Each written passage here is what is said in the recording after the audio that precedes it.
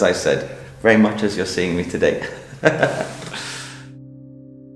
Life is an amazing journey, full of surprises. You never know what to expect, but if you put in the time and if you make the effort and you show up and you're consistent, good things will come your way.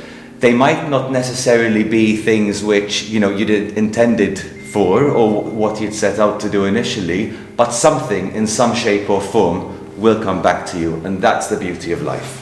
It's not easy being me because I definitely dream big, and I'd say I'm somewhat of a perfectionist. Yes, I like to achieve greatness, and I always do my best to challenge the status quo. I've always wanted to do what I do for a living today. For me, it's more than just a job. It's a way of living. It's my passion, and at the end of the day, I seek to create beautiful moments.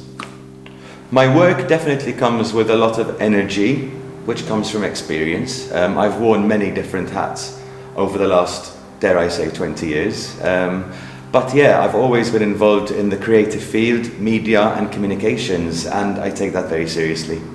Fashion for me is a form of expression, and I believe that fashion is this outer shield. It's the way that we choose to present ourselves to the world. My affair with fashion, you could say, started quite early on.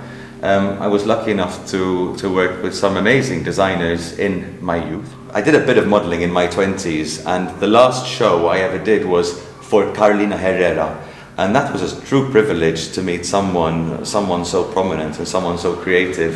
And it's these moments which really drove me to do more and carve out my own path. I think the most important thing with style is to always be true to yourself. I mean, having worked in fashion myself, I've been one who's tried out different fashion trends because it's interesting and it's playful. But at the end of the day, with time, I've noticed that I always actually go back to my own style, which is, as I said, very much as you're seeing me today.